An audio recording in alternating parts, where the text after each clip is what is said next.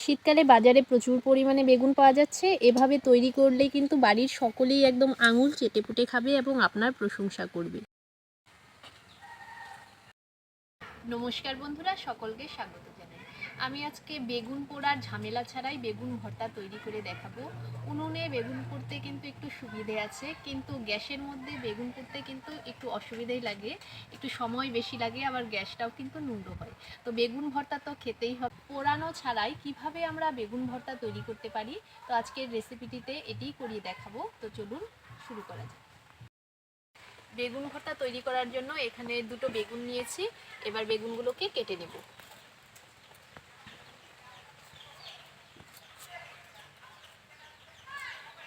বেগুনগুলোকে একটু পাতলা পাতলা করে এইভাবে কেটে নেব। এইভাবে পাতলা পাতলা করে বেগুনগুলোকে কেটে নিচ্ছি।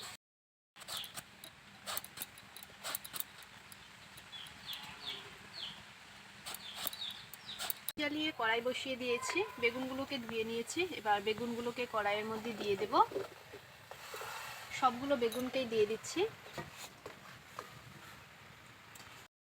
এবার এর মধ্যে দিয়ে দেব হাফ চামচ পরিমাণে লবণ, আর দিয়ে দিচ্ছি হাফ চামচ পরিমাণ হলুদ গুঁড়ো, আর দিয়ে দিচ্ছি 1 বাটি পরিমাণ জল।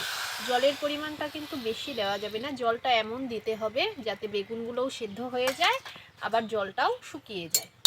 মিশিয়ে দিচ্ছি।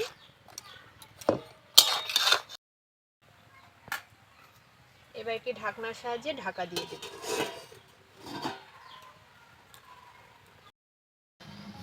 5 মিনিট পর ঢাকাটাকে খুলে দেব।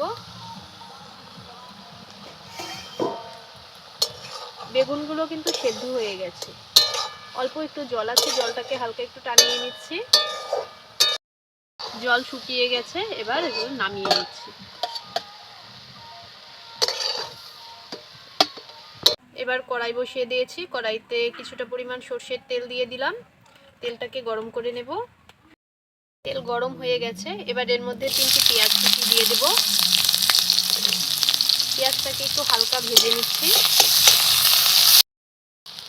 পেঁয়াজটাকে হালকা একটু ভেজে নিয়েছি। এবার এখানে 3টি রসুনের কোয়া কুচিয়ে নিয়েছি, রসুনের কোয়া দিয়ে দিলাম, আর দিয়ে দিলাম আদা কুচি। এবার আদা আর রসুনটাকে একটু ভেজে নেব। রসুন আর আদার কাঁচা গন্ধ চলে যাওয়ার পর একটি টমেটো কুচিয়ে নিয়েছিলাম, টমেটো কুচি দিয়ে দিলাম, আর দিয়ে দেব 3টি কাঁচা লঙ্কা কুচি। এবার এর মধ্যেই দিয়ে দেব সামান্য পরিমাণে লবণ। আগেও আমি লবণ দিয়েছি, তাই এবার অল্প পরিমাণে লবণ দিয়ে দিলাম।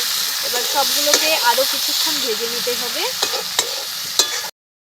টমেটোটা নরম হয়ে গেছে, এবার দিয়ে দিচ্ছি হাফ চামচ পরিমাণে জিরের গুঁড়ো, হাফ চামচ পরিমাণে ধনে গুঁড়ো, হাফ চামচ পরিমাণ এটা কাশ্মীরি লঙ্কার গুঁড়ো, একটু কালার হওয়ার জন্য দিলাম, আর দিয়ে দিচ্ছি 1 চিমটি হলুদ। মশলাগুলোকে দিয়ে একটু ভেজে নিচ্ছি। মশলা দিয়ে একটু ভেজে নেওয়ার পর এবার সেদ্ধ করে রাখা বেগুনগুলো দিয়ে দেব। এবার বেগুনের সঙ্গে মশলাগুলোকে বেশ ভালো করে মিশিয়ে দিতে হবে। খুন্তির সাহায্যে একটু এমন চটকে চটকে দিতে হবে, কারণ ভর্তা একটু যত একবারে সফট হবে ততই খেতে ভালো লাগবে, তাই আমি খুন্তি দিয়ে একটু এমন এমন করে নেড়ে চেড়ে দিচ্ছি। এটাকে একটু ভালো করে নেড়ে চেড়ে এভাবে জলটাকে শুকিয়ে নিতে হবে। এটা কিন্তু আপনারা রুটি, লুচি, পরোটা দিয়ে খেতে পারবেন। এছাড়া ভাত দিয়ে তো খুবই ভালো লাগবে, গরম ভাতের সঙ্গে। শীতের সকালে কিংবা রাত্রে ডিনারেও আপনারা এটা তৈরি করে নিতে পারবেন, খুব সহজেই তৈরি হয়ে যায়। খুব সুন্দর একটি গন্ধ বেরিয়েছে, খেতে তো অপূর্ব হবে। এটা রেডি হয়ে গেছে। এবার ওপর থেকে বেশ কিছুটা পরিমাণে ধনেপাতা কুচি ছড়িয়ে দিলাম। ধনেপাতাটাকে মিশিয়ে দেব। এবার নামিয়ে গরম গরম আপনারা রুটি, লুচি, পরোটা অথবা ভাত যেটা খুশি সেটা দিয়ে খেতে পারবেন, খুবই ভালো হয় খেতে। একবার তৈরি করে দেখবেন। এবার এটাকে নামিয়ে নিচ্ছি। খেতে তো দুর্দান্ত হয়, একবার এভাবে তৈরি করে খেয়ে দেখবেন। শীতকালীন বাজারে প্রচুর পরিমাণে বেগুন পাওয়া যাচ্ছে, এভাবে একবার তৈরি করে খেয়ে দেখবেন, আঙুল চেটেপুটে বাড়ির সকলেই খাবে এবং আপনার প্রশংসা করবে। তো আজকের মতো এখানেই শেষ করছি, টাটা।